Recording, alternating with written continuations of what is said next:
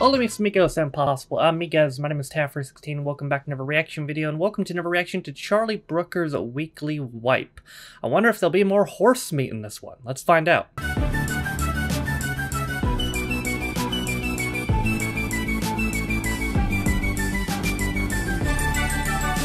It's still a good beat. It's the most basic ass music I've ever heard.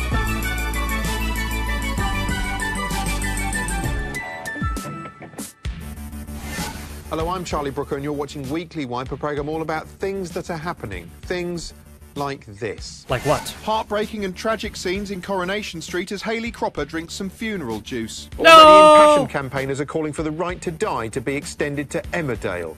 Rubber-faced funny man Vladimir Putin accused of homophobia as he says gays are welcome to the Winter Olympics as long as they keep away from children. To be fair, there is nothing worse than a predatory skedophile hanging around the nursery slopes. Labour's Ed Miliband homophobia in as Russia? a tough guy willing to take on the banks. What? Having vowed to battle apparently insurmountable financial forces, his hard man message was only slightly undermined a few hours later when he made an unconvincing attempt to enjoy a beer. Great. That's the kind of thing that's been going on. But we start with political scandal.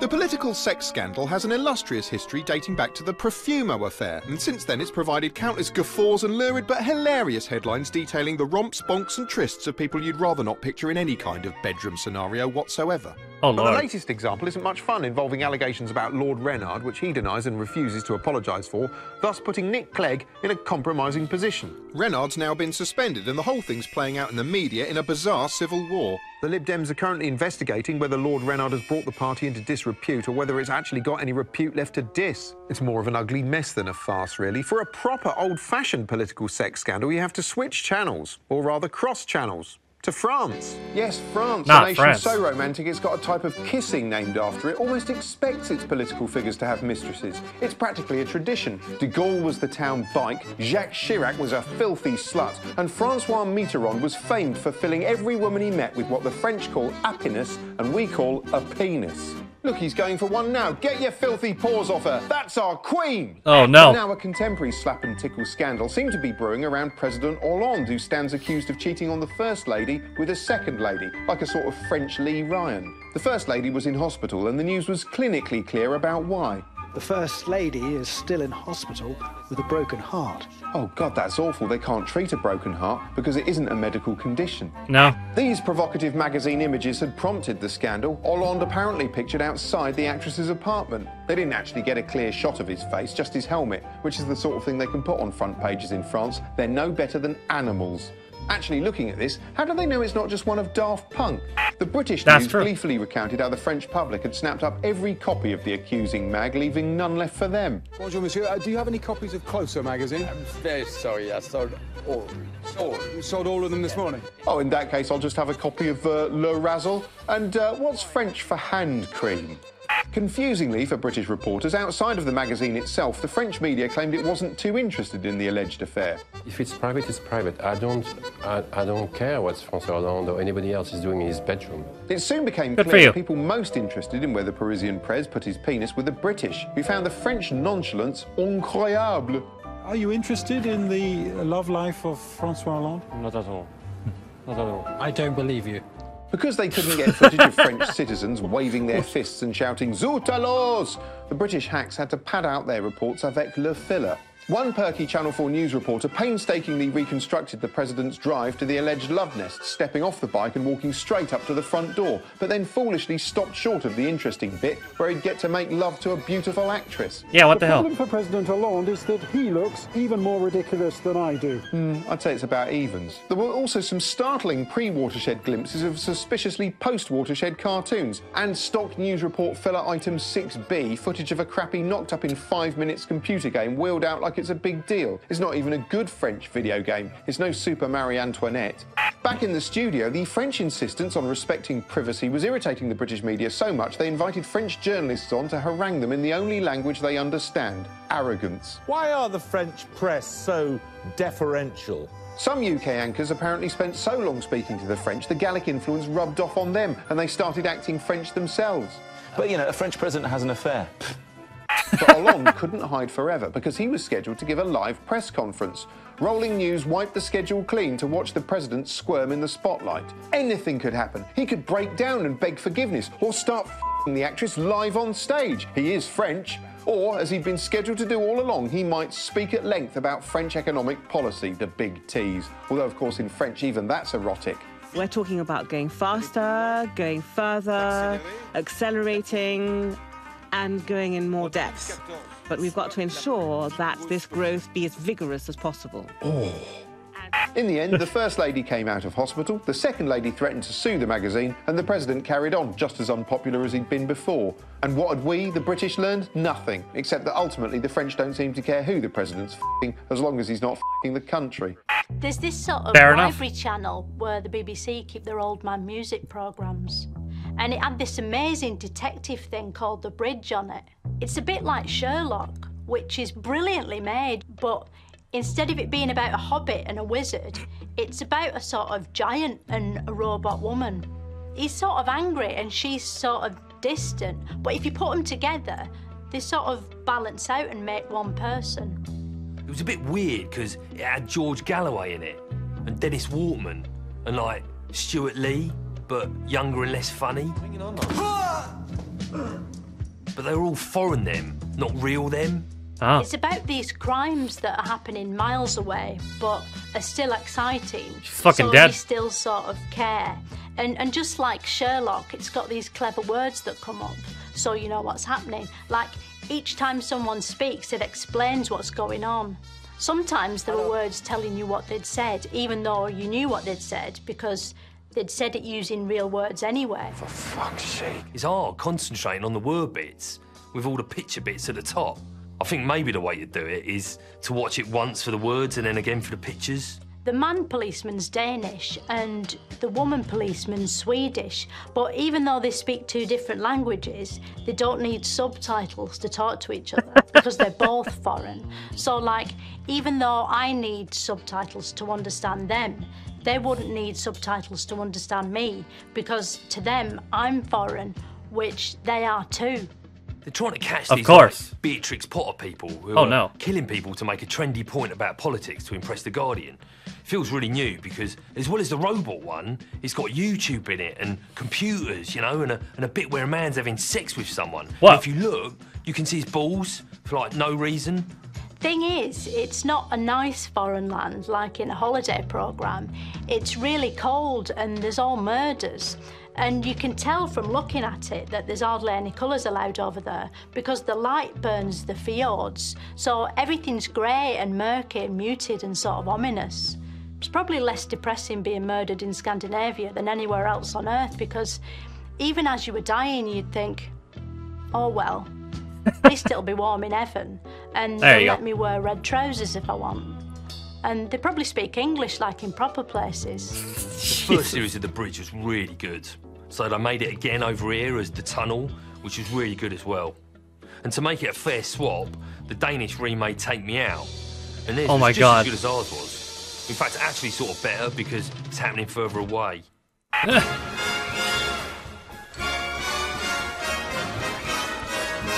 Weather! And UKIP's David Sylvester causes outrage by claiming the recent biblical weather has been caused by God punishing the UK for allowing same-sex marriage. Making him the only UKIP councillor to actively believe in man-made climate change. The councillor apparently wrote to David Cameron to warn him, but Cameron ignored his letter, or maybe just didn't understand it because he doesn't speak 12th century maniac. In informative scenes, Sky immediately dispatched a reporter to the councillor's waterlogged hometown to badger the godless locals. Are the floods in Henley and around the rest of the country a sign from God? I don't even believe in God myself. Got him. Apparently, the deluge is part of a sinister gay plot to fill Britain with water, so everyone has to wear rubber all the time. And the streets will fill with water, making cruising mandatory. When the news came a-knocking in confrontational scenes, the man himself seemed oddly reluctant to speak to the media, possibly because he believes their heathen camera machines will steal his soul. I'm not giving any more interviews, I'm afraid. Thank you. Are your views an embarrassment to the party? Yes. UKIP King Nigel Farage suspended the councillor and announced an immediate clear-out of UKIP members with crazy, outmoded views, a complex process that involves highlighting the membership list and then hitting delete. Now, Scotland, should it stay or go, or only see the rest of Britain at weekends? Scottish independence has got a lot of people thinking, none more so than our resident inquisitive human, Limmy. This is Limmy. There he is. It's a big year for Scotland, the referendum. Do we want to be ruled by this pack of liars or that? I couldn't decide until I saw David Cameron. So this year, a message go out from England, Wales and Northern Ireland to everyone in Scotland. We want you to stay. And I thought, oh, that's nice. But I'm out. Does he seriously think I'd do a single thing he wants? With that face? No. I don't know what Davy Boy's got planned to make Britain great again, but I want out. Anyway, I headed out to try and make Victoria Park great again. I was sending the council another video to get him to do something about fences, man. Just one lick of paint. Please, please, please. It was hopeless. I felt like David Cameron. Do you know he'd have more luck persuading us to stay if he told us to piss off? Wait a minute. Reverse psychology. We want you to stay. Or does he? Does he really think we do a thing he says? With that face? Honestly, look at it.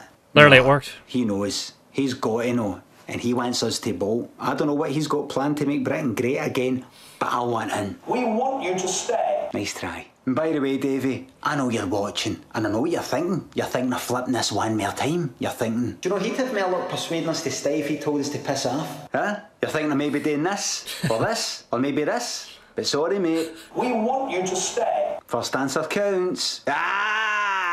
Anyway, as for the council, do not paint this fence. Under no circumstances are you to paint this fence. I'll do it. Food They're still and like cookery shows are, of course, a TV staple, but there's so many of them, they need a gimmick these days to succeed. A gimmick like,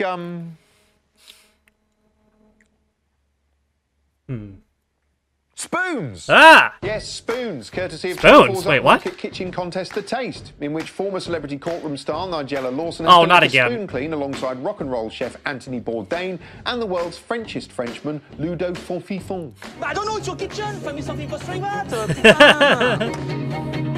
The idea is the contestants have to win the judges over by creating a fun-size helping of What the creative fuck? food. They should have called it Master Spoon. Some of the contestants create miniature masterpieces, while others produce the most preposterous shit to grace a spoon since Uri Geller. Having sweated and toiled to fill a small ceramic ladle, like your dad did in the Navy, the contestants then sit back nervously to see if the judges can swallow their food without choking, something Nigella should find far easier now Charles Saatchi's not around. Incidentally, and apropos of nothing, I just thought of a great joke about a famous art collector framing his wife, which I can't repeat for legal reasons.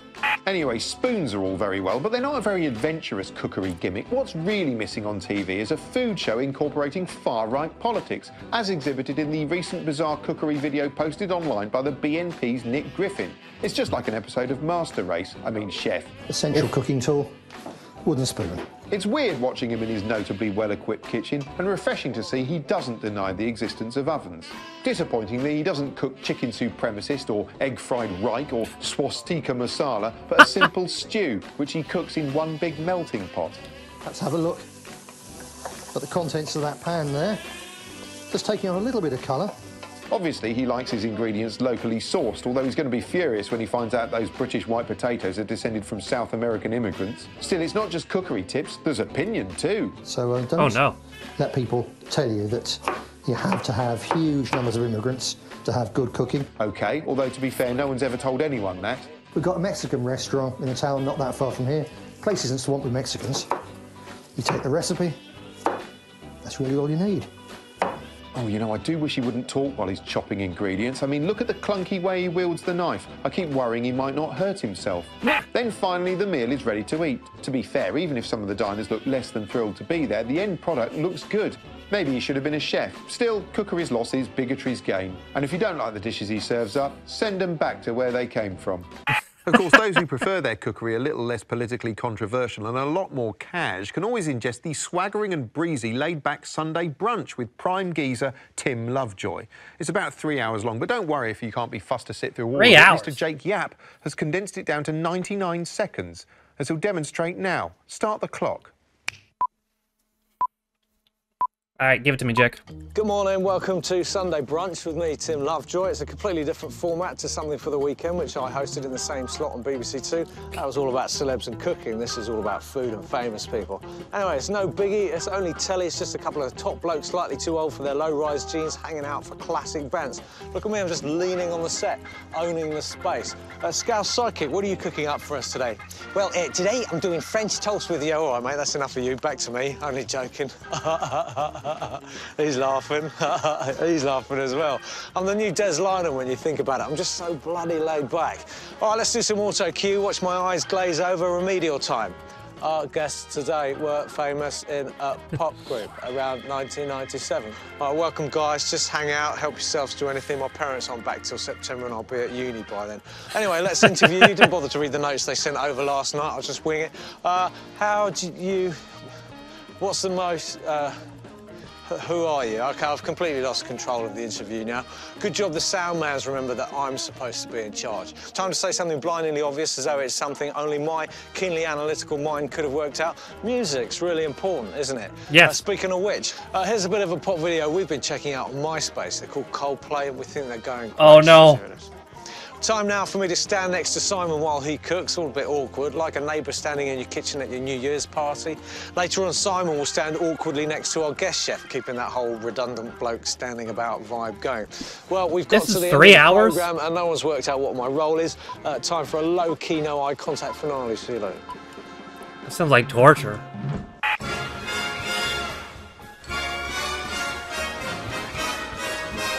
Culture! And in unforgettable scenes, this morning screens a bizarre live test in which Britain's foremost and indeed only rumpologist demonstrates how to analyse people's backsides. When I was focusing on Kelly's bottom, it's the right cheek that was telling me all the sort of past things. Rumpologist, she's just a pervert. Which, as I suspected, makes the present a shithole. To test her buttercological skills, they ran a sort of on-air reverse glory hole guessing game. They're very creative and very fun to be around. Can be a bit serious at times. You know, looking at this, you might think this morning's just taking the piss, but it isn't. Although some of its guests are. Now, how do you start your day? You know, I don't mean to bring gender into this, but I'm just saying. A rumpologist? Do you think a dude would be able to get away with this shit? Because I don't. If some dude showed up like, oh, I'm a rumpologist, they'd be like, get the fuck out of here. What are you talking about? This woman is a pervert. Very fun to be around. Can be a bit serious at times. You know, looking at this, you might think this morning's just taking the piss, but it isn't. Although some of its guests are. Now, how do you start your day? Do you like an orange juice? I'm a coffee guy. You're a coffee guy. Maybe some of you are tea people. Well, not this couple. They kick off their day with a glass of their own urine. Yes, in a thrilling episode, This Morning interviewed a happy couple who drink their own urine. Not to save money, they drink it for health reasons, none of which are visible or indeed exist. What difference did it make to you? Well, just generally, it helped balance my head. Like, my emotions were a lot calmer and... Since 17! Just think clearer. Clear enough to think, I know, I'll drink my own piss. Is it an acquired taste? So could you ever try each other's? It's not an acquired taste at all, no. It's not a taste you want to acquire. So you don't like the taste of it? I mean, when don't. It smells and tastes like wee. So it's socially unacceptable. They both kind of look like they're on meth. Horrible, but on the plus side, it's also frowned upon by doctors. Specifically, a teledoc who looks like Prince playing Doctor Who, doing his best to balance the piss-taking with medical fact. It is not medically recommended, especially if you're unwell or on medication. We would not recommend it. It had been medically recommended.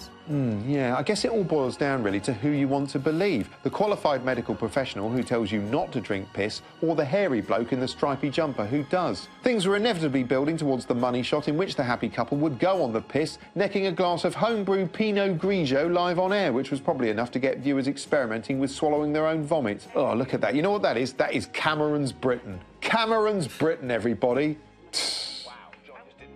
Inevitably, this informative item prompted some lively viewer feedback, which tight-panted bulge displayer Jeff Brazier did his best to reel off quickly before he had some kind of weird fit. Zoe says if that's what they want to do, then let them. People are too quick to judge. Now...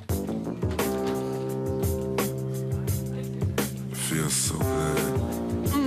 Sticking with urine and adding some excrement, this week also saw the US TLC channel stomach-churning scenes in the gruesome My Strange Addiction, which showcased a woman with a penchant for sniffing and chewing used nappies. I love it. It just tastes amazing. I have one while I'm cooking in the kitchen. I have one in my drawers. I have one while I'm sleeping. Oh, that really put me off my piss. To be fair, this celebratory urine drinking isn't the most upsetting I haven't seen that intake episode. scene I've witnessed on ITV recently. That'd be Monday's harrowing Coronation Street, in which Hayley Cropper drank the ultimate bedtime nightcap. Come on, everyone. Down in one, down in one, down in one. Still, it was nice of her to give him a hand job on the way out. I love you. Pop now and crooning haircutting pebble Justin Bieber's been in trouble with his alleged egg-throwing hijinks providing startling fodder for noisy entertainment shows. A felony investigation into accusations that the superstar singer pelted his neighbor's home with eggs. Frankly, I don't care what he does with eggs as long as he's not fertilising them. But are pop stars out of control? Well, US comedian and shambles Doug Stanhope thinks they're not out of control enough, and he'll say so now.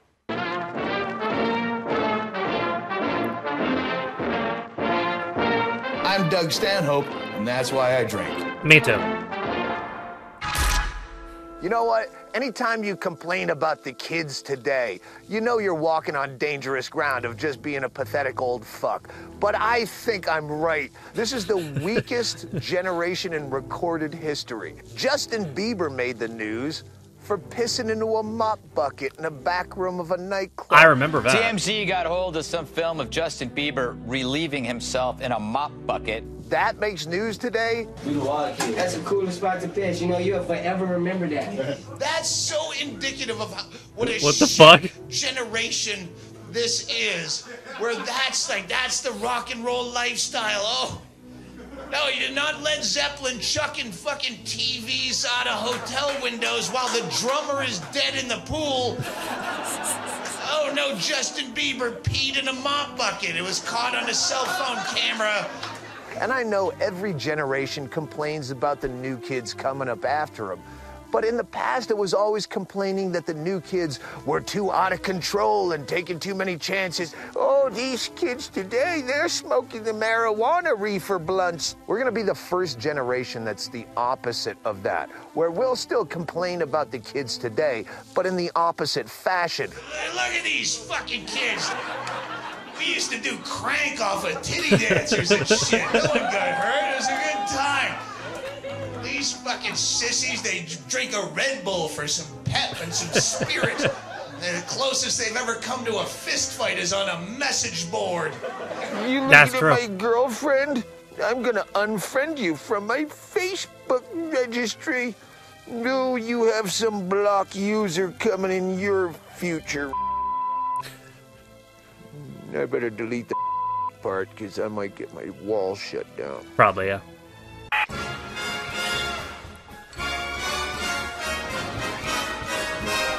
Wildlife, and a string Rhinos. of depressing news reports describes how a Texan hunting society has auctioned a permit to shoot and kill a rare Namibian black rhino. What the fuck? The rhino is a magnificent horny beast, sadly destined to be unceremoniously mounted over a stranger's fireplace, just like your mum. Corey Knowlton, the man who paid $350,000 for the permit, outlined his reasoning in a penetrating interview. I'm a hunter. I want to experience a black rhino. I want to be intimately involved with a black rhino. Sorry, what did that permit allow you to do again? In emotional scenes, Knowlton explained that shooting the black rhino is in fact the best way to protect the black rhino. The fact of the matter is, we raised $350,000 for the black rhino. It's the most that ever been raised, and it's absolutely going to conservation. Yes, and with fewer rhinos to spend it on, that money will go even further. So we're just not going in there and saying, hey, we're going on a rhino hunt and, you know, here, have a beer, we're going to go find a rhino. I mean, no, it is a scientific process. Specifically, it's an experiment to find out what happens when a rhino gets exposed to lead. He says the hunt will You have also scientific be for the good of the brain herd by targeting an older, aggressive male past reproduction. But the news prompted a barrage of death threats from people who wanted to kill him. Sick human The trash. death threats started I hope coming. you die slowly and painful. Don't look at them as death threats, look at them as conservationists targeting an older aggressive male past reproduction. Still, despite the outrage, the news made clear he's undaunted and proud. In a way, we won, and So conservation he's won, stupid. and the black rhino won. And it will celebrate that win with a nice lie down and a rot.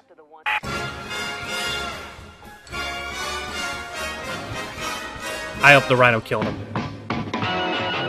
wanted nostalgia, and there are testing times for yet another fondly remembered TV icon from yesteryear. Yes, once upon a time, millions enjoyed these lovably manipulative adverts in which chimps carried out roadworks or dressed as Clockwork Orange characters and lugged furniture around. Do you know the piano's on my foot? You hum it, son. I'll play it. We now know that when the cameras weren't rolling, they behaved like animals. Not that being taught to act like humans did them any favours, as a heartbreaking report on Daybreak painfully revealed. Now, the chimps played the part of the Tips family, and the zookeepers here say that they did enjoy walking and talking like us, but it was after the adverts that they had real problems integrating them back into chimp society. That makes sense. Just like Ross Kemp after EastEnders. Fortunately, the chimps have now recovered enough to enjoy traditional primate pastimes like doing nothing and putting shit in their mouths. Oh, Cameron's Britain. I hope you're proud, David Cameron. That is your Britain. Of course, now we're more enlightened than when these upsetting scenes were filmed. Today, we simply wouldn't force a basic creature to dress and behave like a human against its will, except maybe in those harrowing and tragic Ben Fogle Tai-Fu ads.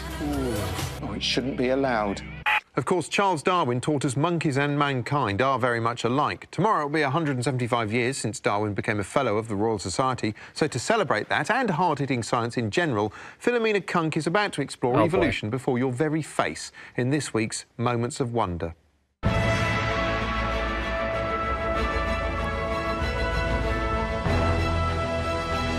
Who's she gonna harass this week?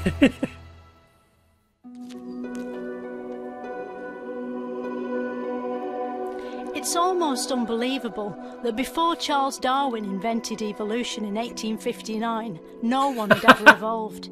Without him, none of us would be here today, except in the form of fossils or gibbons. The story goes that here in this garden in Kent, Darwin saw an apple fall from a tree and wondered if there was a monkey up there. And if so, where that monkey might have come from.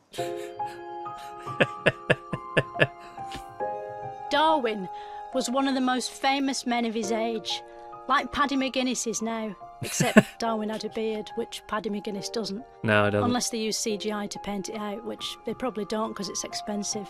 True.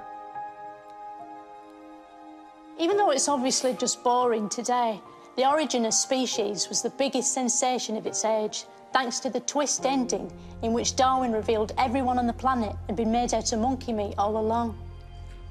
That's kind of horse meat. It caused a battle between science and Close the enough. church that still rages today, Oh, although Sparta you kick. apparently don't see them fighting like this because it's only a metaphorical battle. Boo. Even today, many people still don't believe in evolution, but maybe a science man can put them right. Hello, science man. Who are you and what are you an expert in or on? I'm Mark Thomas, and I'm a Professor of Evolutionary Genetics at University College London. What did people do before evolution? Well, there weren't any people before evolution. I mean, life started evolving about 4 billion years ago. If we came from monkeys, why are there still monkeys? Because some of those monkeys that lived a long time ago turned into other monkeys that we see today, like chimp monkeys and so on. All right. So the monkeys that didn't turn into humans, they must be gutted that they didn't turn into humans. Right, sometimes when I watch these past life hypnosis programs on satellite channels, all the people on those, they're always ladies in waiting or gladiators. Can I just say, it shows how good the satire is because some people have presented that as like a legitimate gotcha argument against evolution. Really stupid people have. But I've legit heard that presented like, oh, if we evolved from monkeys, why are there still monkeys? Checkmate, Obama. Oh shit, I forgot to click play. Sometimes Oh no, when I did. It watch was just slow. These The fuck, past VLC? life hypnosis programs on satellite channels, all the people on those, they're always ladies in waiting or gladiators. They're never monkeys. Why is that? Probably because they don't actually remember their past lives. It's probably not true. But I do. I was a find giraffe. it easier to believe that I was a lady in waiting than a monkey.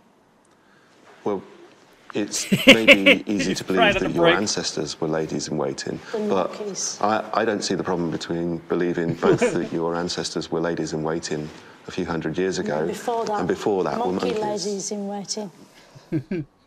Thanks. Because evolution can't be seen, it's hard to believe in, like electricity or skeletons.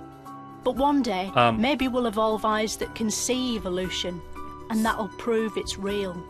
Next week on Moments of Wonder, I'll be finding out where clouds go at night. Well, that's about all we've got time for this week. Until next time, when hopefully you come back, go away. I will come back.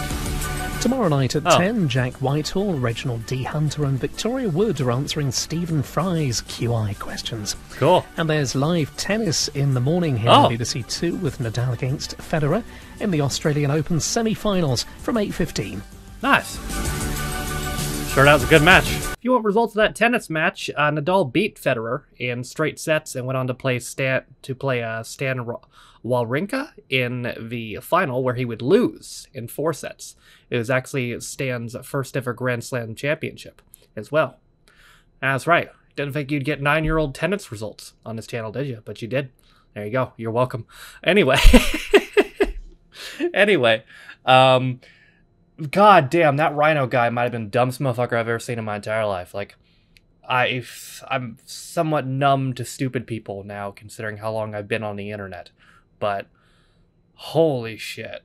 Like, I don't know what the end result of that was, but I hope the Rhino won. I really do. I hope the Rhino won. Go Rhino. Team Rhino. Is there any sports teams called the Rhinos? I don't think there is. I think that's used in American sports, which is kind of weird when you think about it. Like, why does no one name a team after rhinos? Somebody get on that. Somebody pick up Rhinos. It seems like a cool name. Nobody ain't out here doing rhinos. You know, I don't know. I'm just trying to think of ideas, but anyway, I mean, lions, tigers, bears, they're all represented. Where the rhinos at? That is going to do it for another reaction to Charlie Brooker's Weekly Wipe. I hope you guys enjoyed it. That is it for me today. Thank you guys for watching. If you liked the video, be sure to leave it a like. If you didn't like it, don't. If you want to follow any of my social media links, they're all in the video description down below, as well as names on my patrons. If you didn't know, you could be a patron of me for as little as $1 or £1, and you get extra direction videos, as well as reading comments up to date early, sometimes more. With all that being said, though, my name is Taffy. This has been my, what are we at now? Is it 7 or 8 reaction to Charlie Brooker's Weekly Wipe, and I'll see you guys next time. Bye.